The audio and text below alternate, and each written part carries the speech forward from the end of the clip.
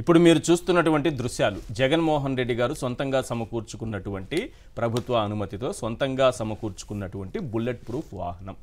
ఈ bullet proof వాహనం కిందనే సింగయ్య మరణించాడని ఒక వీడియోని విడుదల చేశారు. 2 సెకండ్లు మాత్రమే సింగయ్య అందులో ఆ టైర్ కింద ఆయన తల రోల్ అవుతున్నది మాత్రమే కనిపిస్తుంది, బాడీ కనిపించదు. ఆ తర్వాత ఏం జరిగిందో ఎవరికి తెలియదు. అది నిజంగానే ఒరిజినల్ వీడియోనే అనుకున్నా ముందు ఏం జరిగింది తర్వాత ఏం జరిగింది అన్నది అక్కడ ఎక్కడ మనకు కనిపించదు. కానీ కేసు మాత్రం నమోదు చేశారు. ముందుగా డ్రైవర్ని A1గా పెట్టారు, జగన్మోహన్ రెడ్డి గారిని A2గా పెట్టారు.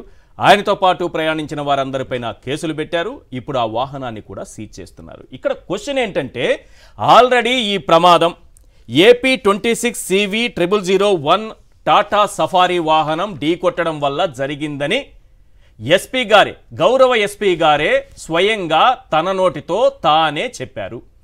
చెప్పి ఆ వాహనాన్ని సీజ్ చేశారు. ఆ వాహనాన్ని నల్లపాడు పోలీస్ స్టేషన్లో ఉంచారు. ఆ వాహనం డ్రైవర్ పైన కేసు పెట్టారు. అతనికి పూచీకత్తు స్టేషన్ బెయిల్ ఇచ్చి పంపించారని తెలుస్తోంది.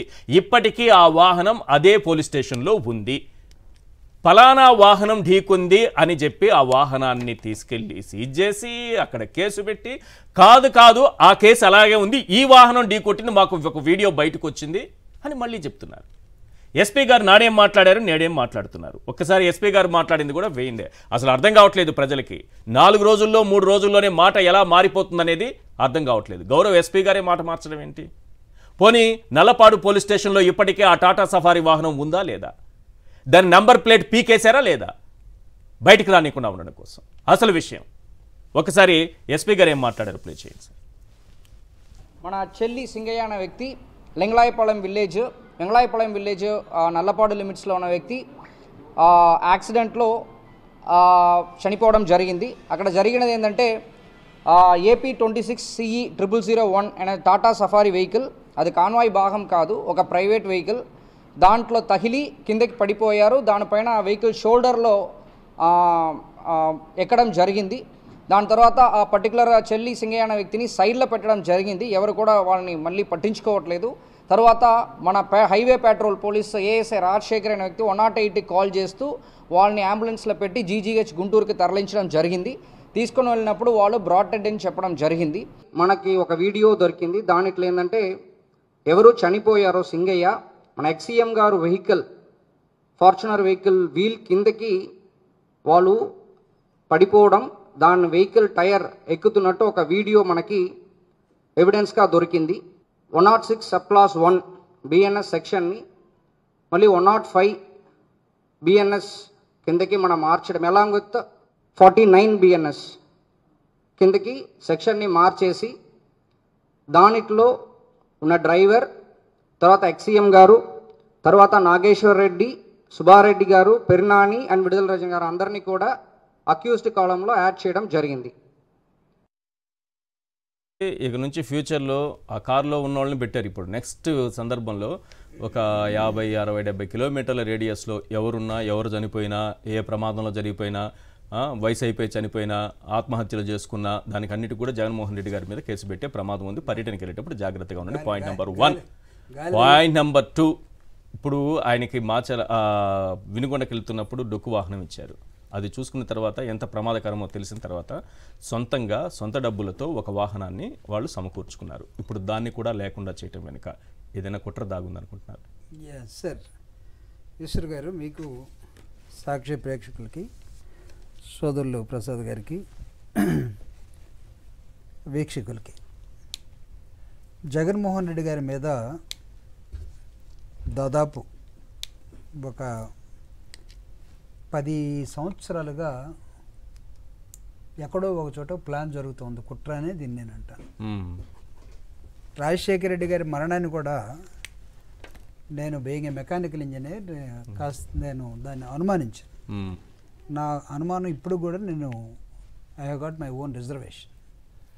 దానికి ఇంతవరకు సమాధానం గవర్నమెంట్, సెంట్రల్ గవర్నమెంట్ నుంచి రాలేదు, DGCA నుంచి రాలేదు, ఏవియేషన్ నుంచి రాలేదు.